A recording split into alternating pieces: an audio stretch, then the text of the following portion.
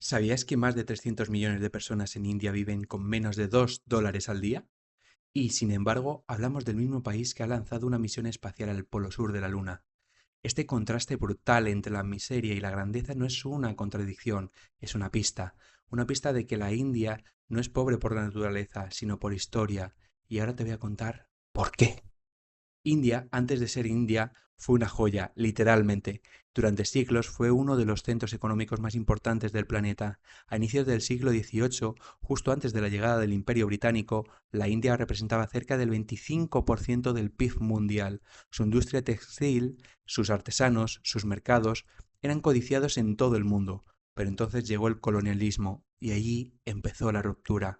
El Imperio Británico no solo conquistó territorios, conquistó economías, destrozó industrias enteras para imponer las suyas, tomaron el algodón indio, lo enviaron a Inglaterra para procesarlo y luego lo vendieron de vuelta a los mismos indios a precios inflados.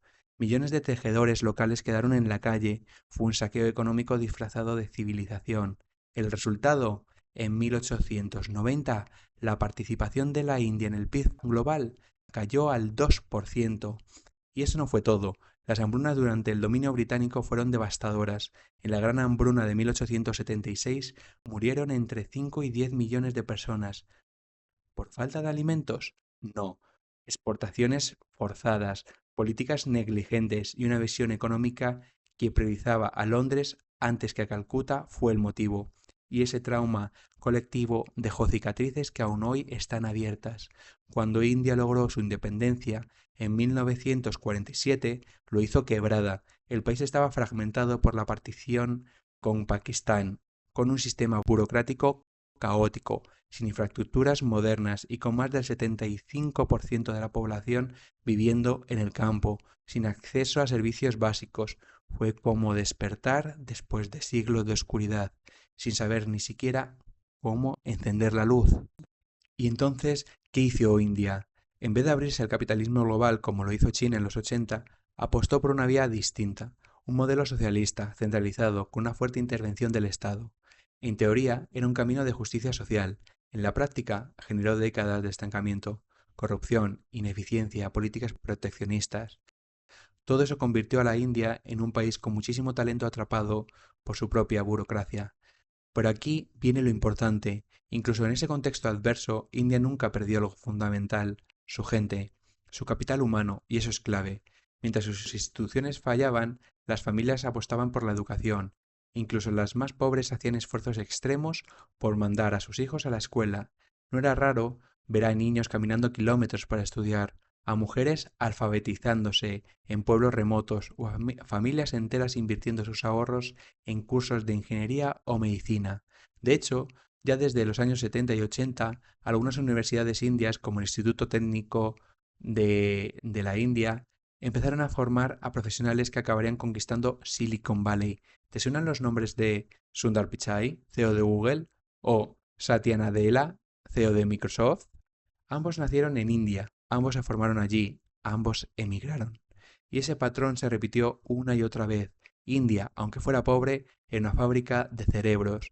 Entonces, ¿por qué sigue siendo tan pobre? Porque tener talento no basta si no tienes una economía que lo aproveche. Y aquí entra el cambio decisivo. En 1991, India se vio obligada a liberalizar su economía tras una fuerte crisis fiscal. Fue un momento de ruptura. Por primera vez el país comenzó a abrir sus fronteras comerciales, a permitir la inversión extranjera, a desmantelar su red de controles y licencias absurdas. Y a partir de ahí empezó un proceso lento pero constante de transformación. El sector tecnológico comenzó a despegar.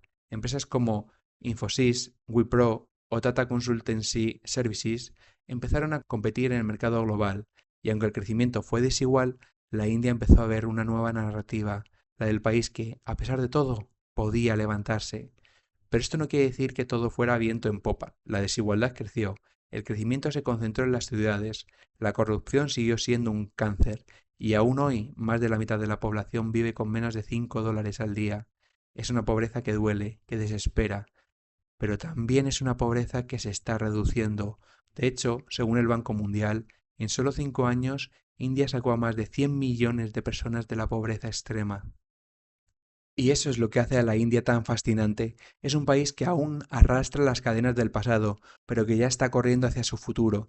Su pobreza es real, pero no es una condena. Es el eco de un saqueo histórico, de errores propios y de un sistema que apenas ahora está empezando a abrirse por completo. Y ahora, mientras el mundo mira a China con preocupación, muchos se preguntan, ¿podrá India ocupar ese vacío? ¿Tiene lo necesario para convertirse en la próxima gran potencia global? Y ahí es donde entra el verdadero giro de esta historia, porque lo que viene no es solo crecimiento económico, es un cambio de paradigma. India ya no quiere ser solo el centro de llamadas del mundo, quiere liderar la inteligencia artificial, la fabricación avanzada, la exploración espacial y la geopolítica del siglo XXI. Y para eso, primero, tenía que entender su pasado. Si el siglo XX fue el siglo del ascenso estadounidense y el XXI comenzó con el auge imparable de China, el próximo gran protagonista ya está tomando posición, y no es casualidad, es la consecuencia de una jugada de ajedrez que lleva décadas en construcción, porque la India, esa que muchos aún ven como una nación caótica y rezagada, está empezando a correr y el mundo entero empieza a sentir sus pisadas. Pero, ¿qué es lo que está realmente impulsando este nuevo despertar? ¿Qué ha cambiado para que ese país gigante, desordenado y desigual esté ahora en boca de economistas, estrategas militares y tecnólogos como la próxima gran potencia? Primero, la demografía. Mientras China envejece aceleradamente, India se está convirtiendo en el país más joven del mundo. Más del 50% de su población tiene menos de 30 años. Y esto no es una anécdota, es una ventaja competitiva brutal. Se traduce en mano de obra abundante, adaptable y dispuesta a consumir, emprender y construir. Y no hablamos de unos pocos millones, hablamos de más de 1.400 millones de personas. India ya ha superado a China en población. Pero la clave no es cuántos son, sino cuántos están entrando en la economía productiva. Cada año, cerca de 12 millones de indios cumplen 18 años. Es un ejército demográfico que, si se gestiona bien, puede ser la mayor palanca de desarrollo del siglo. Pero hay más. El segundo gran impulso viene de la digitalización. India ha vivido una revolución silenciosa en los últimos 10 años, una revolución llamada India Stack. ¿Te suena? Es una de las infraestructuras digitales más ambiciosas del planeta. Bajo ese sistema, más de 1.000 millones de personas han recibido identidad digital, abrieron cuentas bancarias y acceden hoy a servicios públicos y pagos online, incluso en aldeas remotas. Todo eso sin necesidad de smartphones caros ni infraestructuras occidentales. Este ecosistema ha reducido la corrupción, eliminado intermediarios y creado una nueva economía digital.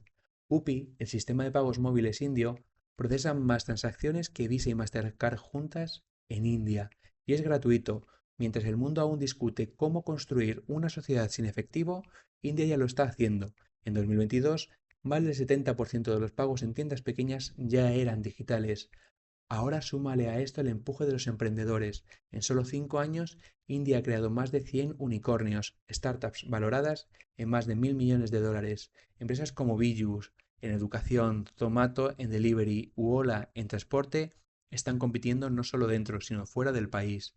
Este espíritu emprendedor no nace de la nada. Es el resultado de una clase media emergente, una cultura que premia el ingenio y una diáspora que ahora está volviendo. Y eso nos lleva a la geopolítica.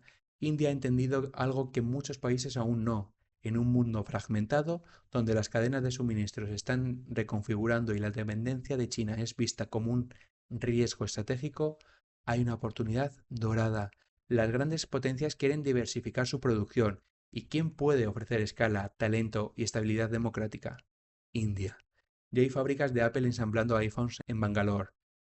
Tesla, Samsung y muchas tecnológicas están trasladando parte de su producción allí.